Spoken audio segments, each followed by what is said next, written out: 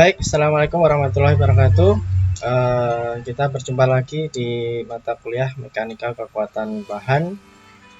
Pada hari ini kita akan belajar tentang bagaimana material-material itu kemudian mendapatkan kekuatan dari kekuatan tekan, kekuatan tarik yang ada di dalam material itu sendiri.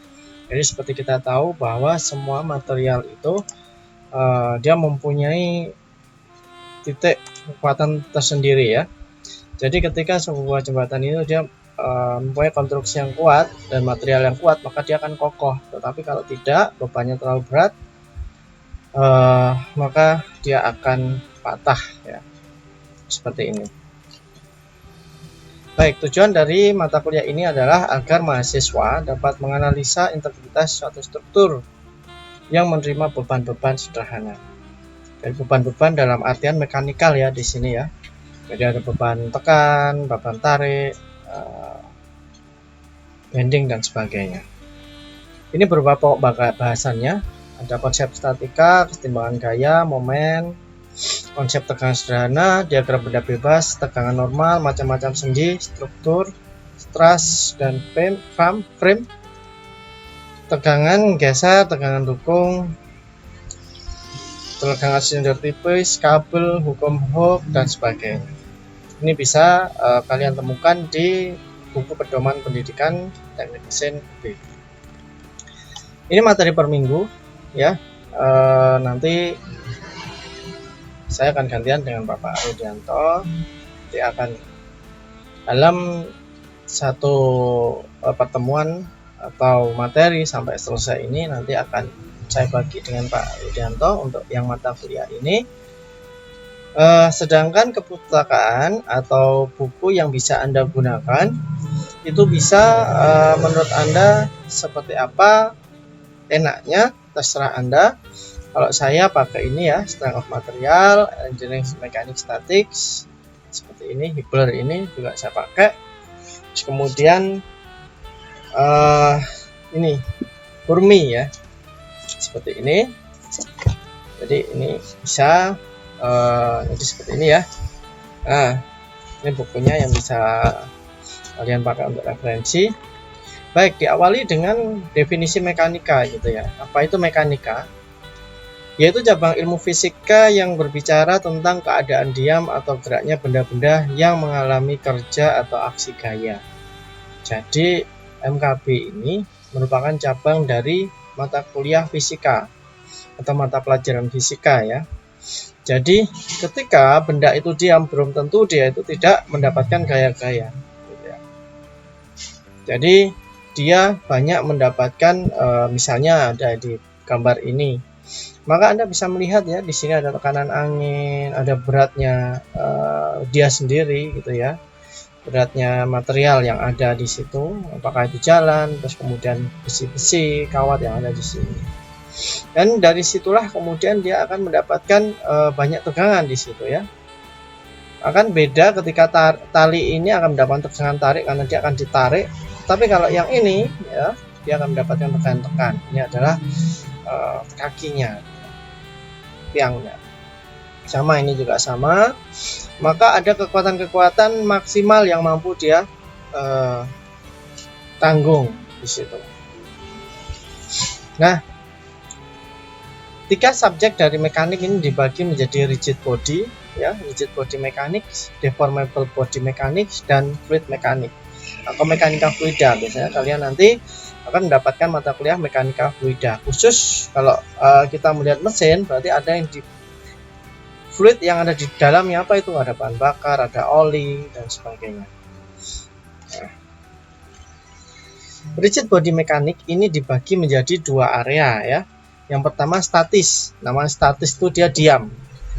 Nah, atau dia kemudian mempunyai kecepatan yang konstan. Dia bergerak tapi kecepatannya konstan atau percepatannya 0. Itu disebut dia statis. Dinamis, maka dia akan bergerak dengan kecepatan yang berubah-ubah. Dia berakselerasi, ada percepatannya. Seperti itu.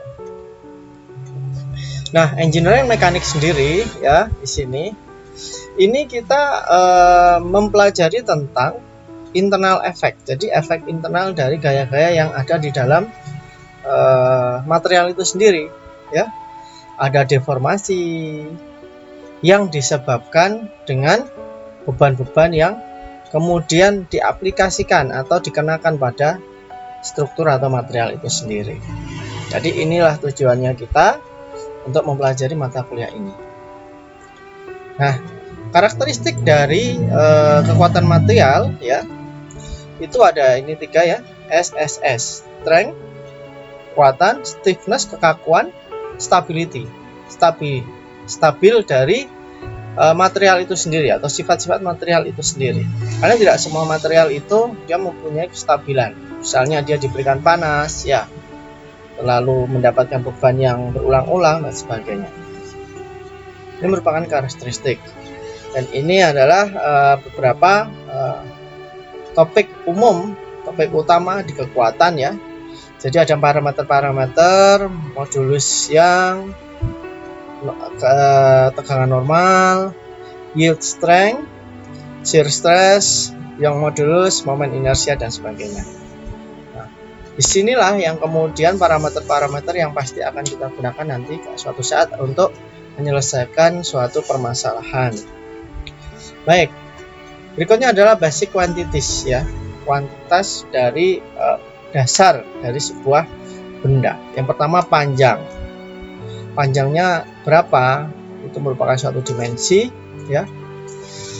Kenapa? Karena panjang ini kelak nanti akan mempengaruhi dari salah satu adalah beratnya juga, ya. Karena berat benda itu per meter kubik biasanya. Waktu, time. Nah, jadi waktu berapa lama beban itu dikenakan juga akan menjadi sebuah parameter juga, ya. Bisa jadi itu tumbukan lama dan cepat. Mass atau massa. Jadi ini adalah berat dari benda itu tersebut. Pasti dia akan, setiap benda yang ada di dunia ini pasti dia mempunyai massa. Force. Nah, di sini force atau gaya gitu ya. Di sini ada push or pull. Jadi gaya tarik atau daya tekan di sini. Apa saja yang ada di force ini, maka besarnya, arahnya, dan poinnya. Maksudnya poinnya itu apakah dia kecil atau besar, itu mempengaruhi karena A atau luas penampang itu nanti akan mempengaruhi seberapa besar penetrasi yang akan didapatkan oleh material itu. Baik, selanjutnya adalah kalau kita memandang sebuah benda yang ada di dunia ini, itu ada beberapa pengelompokan, ya. Yang pertama adalah partikel. Partikel itu adalah suatu massa yang artinya gini, suatu benda yang kemudian dia diidealkan, ya, diumpamakan menjadi suatu kesatuan, ya. Sebuah partikel dia mempunyai massa, tetapi dia ukurannya bisa diabaikan. Jadi seperti itu. Jadi partikel. Jadi biasanya kalau di fisika itu adalah gerak partikel dan sebagainya. Jadi mobil bisa seperti partikel, batu bisa jadi partikel. Yang penting dia mempunyai massa dan dianggap menjadi suatu kesatuan. Berikutnya adalah rigid body. Nah, jadi rigid body ini terdiri dari beberapa partikel-partikel, ya. Jadi dia kemudian bisa kemudian dari banyaknya partikel itu kemudian menjadi sebuah massa tersendiri yang baru, ya. Nah, ini dinamakan rigid body. Jadi kombinasi partikel-partikel yang berbeda-beda itu dikombinasikan menjadi sebuah yang namanya rigid body. Seperti contohnya apa? Contohnya mesin gitu, ya. Mesin mobil. Concentrated force. Jadi concentrated force itu maksudnya seberapa dia itu kemudian terkonsentrasi. Misalnya ini, ya. Maka ketika kita melihat roda ini, maka massanya itu terkonsentrasi di tengah sini, bukan di sini, bukan di sebelah kanan atau kirinya, tapi di bawah. Maka kemudian material yang ada di sini itu harus mampu menahan semua beban yang ada di atas. Itu namanya concentrated force. Nah, berikutnya adalah Newton, gaya Newton ya, atau hukum Newton yang pertama, di mana itu adalah hukum kesetimbangan ya. Seperti ada gambar seperti ini ya.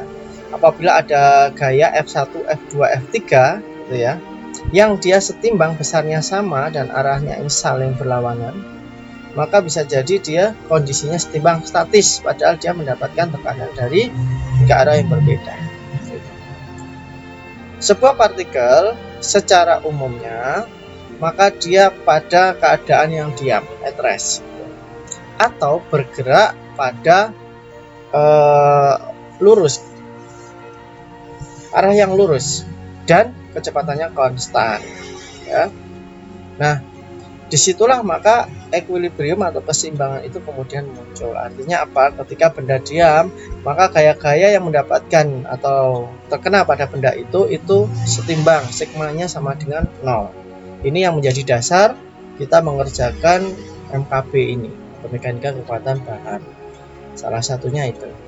Yang kedua adalah hukum Newton yang kedua, yaitu accelerated motion ya. F sama dengan M kali A. M adalah massa, A adalah percepatan. Nah, jadi sebuah partikel yang dia kemudian bergerak gitu ya, pada unbalanced force, jadi gayanya itu tidak balance, tidak seimbang gitu ya, maka pergerakannya itu dia akan berbeda gitu ya. Ada A-nya, jadi kecepatannya itu akan berbeda. Jadi dia punya percepatan. Maka F yang muncul di situ adalah masanya dari partikel itu dikalikan adalah percepatan. Nah, gitu. Ini adalah hukum kedua Newton.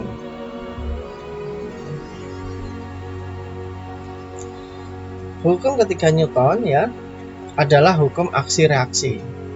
Di sini misalnya ada partikel A dan partikel B, dia bergerak saling berlawanan. Ketika bersentuhan, maka gaya A itu maka akan direaksi oleh B dengan arah yang berlawanan. Sebaliknya, ketika B bergerak ke arah A menekan, maka A akan mendapatkan gaya reaksi yang arah berlawanan dengan B. Jadi saling meniadakan. Itu adalah gaya aksi reaksi. Berapa besarnya? Itu adalah sama gitu ya. Baik. Selanjutnya adalah pin connection ya. Nah, seperti ini. Nah. Jadi sebuah link ya, atau apa itu, tautan, jadi sambungan gitu ya, yang bentuknya adalah pin, maka dia akan membuat link yang ada di sekitarnya ya, yang mempunyai pin connection ini, maka dia akan kecenderungan bisa berputar, allow rotation. Nah, ini contohnya yang tadi. Yang ini adalah beberapa tipe koneksi. Ini yang harus Anda hafalkan untuk mata kuliah ini. Yang pertama adalah tipe koneksi kabel. Kalau Anda ketemu dengan soal yang menggunakan tipe koneksi kabel ya, kabel ini, karena kabel itu modelnya dia bisa ke kanan dan ke kiri ya, maka reaksinya adalah ini, sejajar dengan kabel itu sendiri ya. Jadi ini adalah bendanya, ini kabelnya, sejajar, F-nya sejajar dengan talinya ini, kabelnya. Kalau roller, ya ini ada beam, ada rollernya, maka karena roller itu bisa ke kanan dan ke kiri, jadi dia tidak mati ya, maka gayanya akan ke atas saja, gaya ke kanan dan ke kiri tidak ada, karena dia akan diseimbangkan dengan roller ini. Kemudian smooth support itu berarti dia bisa bergeser ya, smooth gitu ya, karena ke atas atau ke bawah ini. Nah, karena dia smooth, maka reaksinya juga hanya satu saja ini. Nah, Jadi ini tegak lurus dengan bidang ini. Nah, ada lagi yaitu external pin. Jadi ada batang, kemudian dipin gitu ya, dipin. Maka arahnya kemana? Arahnya ke atas ya, karena ada beratnya itu. Terus kemudian ke kanan loh. Kenapa kok kanan? Iya, karena dia tidak bisa ke kanan dan ke kiri. Jadi kalau roll dia masih bisa kanan dan kiri. Kalau ini tidak bisa, maka dia akan mendapatkan gaya ke kanan atau ke kiri. Kemudian internal pin, nah, seperti ini. Ini sama ya, eksternal dengan internal, karena dia bukan roll, jadi dia fix, tapi dia bisa apa istilahnya, bisa ke kanan ya atau ke kiri. Ya, jadi selain gaya ke atas oleh gaya beratnya dia juga ke kanan kiri untuk internal pin. Kalau fix support, nah ini bedanya. Kalau fix support dia ada kemungkinan untuk momen ya, menjadi momen. Nah, seperti ini. Jadi ke atas, kanan, terus kemudian momen. Nah, ini adalah tipenya. Berikutnya adalah konsep tegangan ya. Jadi yang banyak kita bahas di mata kuliah ini adalah tegangan ini, konsep tegangan. Satuan tegangan Newton per meter kuadrat, atau kalau ini yang Inggris ya, Eropa, lb per inch kuadrat. Nah, tegangan tarik itu tegangan yang kemudian dia gayanya itu bersifat menarik, baik ke atas, ke bawah, kanan, kiri, dan sebagainya. Apa? Ft atau gaya tarik dibagi A0. A0 itu adalah areanya, area, jadi luas permukaan. Tegangan tekan juga sama ya, cuman arahnya aja yang berbeda. Tegangan geser, nah ini, jadi tegangannya itu adalah sejajar permukaan ini, Fs ini. Nah, Fs ini. Rumusnya apa? Fs per A0 sama. A0-nya ini. Nah, lambangnya juga beda ya. Kalau tegangan ya, tarik atau tekan seperti ini. Kalau ini adalah geser. Nah, ini yang simpelnya bisa kita lihat ya. Ini adalah, anggap saja adalah silinder pejal ya, kemudian dia berikan tarik, maka ada pertambahan panjang yang disebut delta L di sini. L0 itu adalah panjang awal. Kalau kalian mendapatkan tekanan tekan, ada delta L, artinya dia tambah pendek gitu. Nah, kayak geser seperti ini ya. Jadi kira-kira ketika dia mendapatkan gaya F ke sana, Fs, maka yang kotak ini dia agak miring seperti sejalan genjang. L0-nya adalah L0 ini, yang awal ini.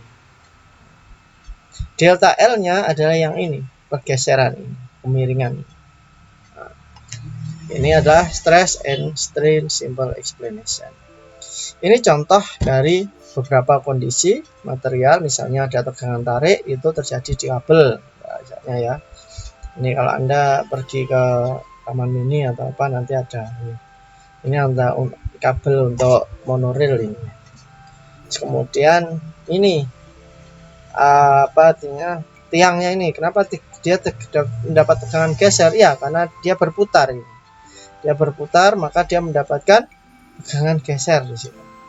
Nah, rumusnya sama ya. Ini beban tekan ya. Contohnya ada jembatan. Nah, ini adalah tiang-tiang jembatan yang ketika ada mobil lewat maka dia mendapatkan gaya tekan ke bawah. Oh, ini juga ya, mendapatkan gaya tekan.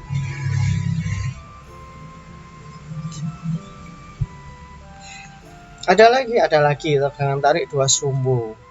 Jadi kalau Anda tahu kompresor, tabung kompresor, maka setiap bagian dari luasan kompresor ini ya, permukaannya ini dia mendapatkan tekanan. Nah, kalau tekanan ini kita gambarkan ya, ini seperti ini. Tekanan. Jadi partikel sebagian ketika ini lubangi kita tarik 4 gitu, apa istilahnya, kotak gitu ya. Seakan-akan dia mendapatkan tekanan dari berbagai arah atau dari sumbu X dan sumbu Y. Ada lagi gitu ya.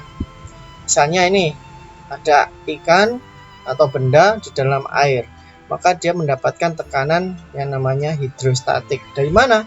Kanan, kiri, atas, bawah, dan seterusnya. Jadi 3 dimensi. Ini kondisi pembebanannya. Ada 1 dimensi, 2 dimensi, 3 dimensi. Nah, ketika ada tekanan, maka ada regangan ya. Tegangan ada regangan. Apa itu regangan? Ya regangan ya ini ya. Jadi ini adalah pertambahan panjangnya ya dibagi panjang awal. Itu namanya regangan. Nah, jadi ada tarik, ada tekan juga, tergantung dari jenis gayanya gitu ya. Jadi ini contohnya ya, ketika sebuah benda ditekan ke kanan atas bawah, maka kemudian yang awalnya itu sekian ya, penampangnya itu jadi menyempit. Karena apa? Karena dia bertambah panjang. Nah, dari sisi panjangnya dia bertambah ya, tapi dari sisi ini ya, lebarnya dia berkurang. Maka regangan L atau ke arah panjang itu sama dengan duel min ini ya, duel per WO. WO ini adalah ya, apa istilahnya, awalnya, dimensi awalnya. Dan ini adalah pertambahan panjangnya. Di sini. Nah, di sini. Karena ini ada 2 ya, kanan dan kiri, makanya duel. Duel per 2, duel per 2. Kalau digabung menjadi duel. Regangan geser ya, regangan geser. Misalnya kalau benda mendapatkan regangan geser, maka dia akan berubah bentuknya ya. Dimana sudut dari regangan geser ini sama dengan tangan theta. Nah, ini theta. Theta adalah total ya. Misalnya ini sama ini. Maka ini theta per 2, theta per 2. Ini adalah gabungan.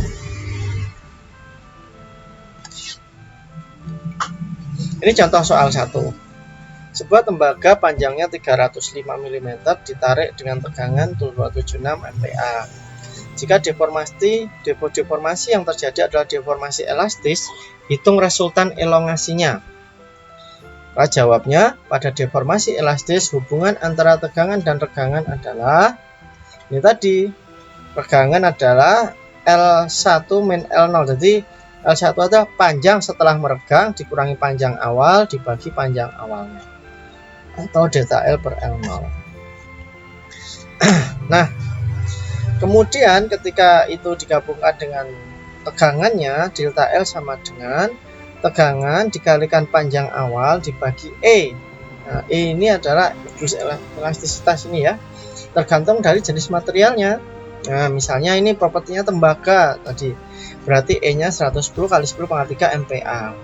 L0 berapa? 305 dari soal awal.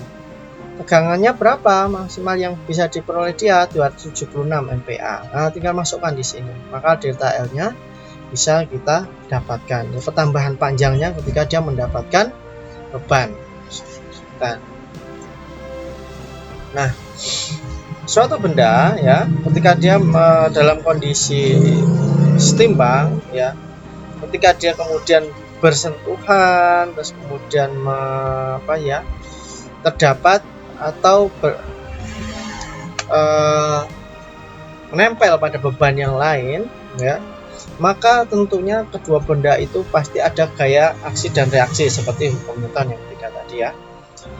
Jadi misalnya ini, maka kita bisa menggambarkan diagram free body diagramnya itu dengan mengambil satu-satu ini. Kita buat seperti yang terpisah, tetapi kemudian kita gambarkan diagramnya. Misalnya ini, ya, ini. Dia, karena dia bentuk batu ini, dia mempunyai massa, dia mempunyai berat G. Batu ini dia terkena atau mengenai lantai ya, maka lantai pun akan membuat reaksi, kayak reaksi ke atas karena dia arahnya ke bawah.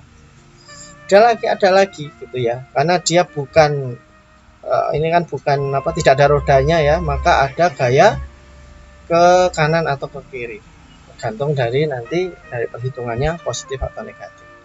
Sama ketika dia bersentuhan dengan ini yang batu satunya ini, maka dia mendapatkan ini gaya ini ya, maka dia mendapatkan reaksi dari batu yang biru ini ke arah kanan, sekaligus ini nanti ya ke arah atas, gaya aksi juga. Kenapa?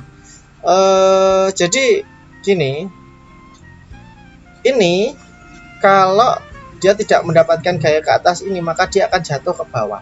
Jadi ada gaya atas ini yang kemudian dia membuat dia nempel atau megang gitu ya. Sama ini juga. Nah, gaya batu biru ini yang merupakan reaksi dari gaya batu hijau ini sama. Nah, ini arahnya sama ya. Artinya besarnya sama, arahnya yang berlawanan dari ini ke sini. Ini beratnya, dan ini adalah dari pivot ini dia mendapatkan kanan dan atas. Artinya apa? Bahwa ini bukan roda ya, berarti dia tidak bisa bergerak. Nah, kemudian rumus kesetimbangan bisa kita pakai untuk menyelesaikan persoalan-persoalan yang berupa ini ya, contohnya ya, kesetimbangan ini ya.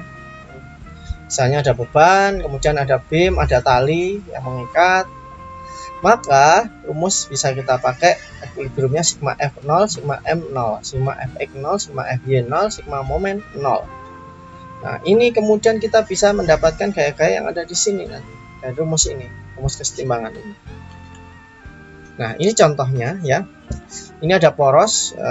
Kalau Anda lihat di beberapa permesinan gitu kan, ada bearing sini poros, ada beban, apakah ini puli gitu ya, dan ini ada bebannya, apakah itu cetaknya dan sebagainya. 800 Newton per meter, nanti Newton per meter karena satuannya Newton per meter, kita kalikan panjangnya berapa meter ini nanti. Di sini ada 225 Newton.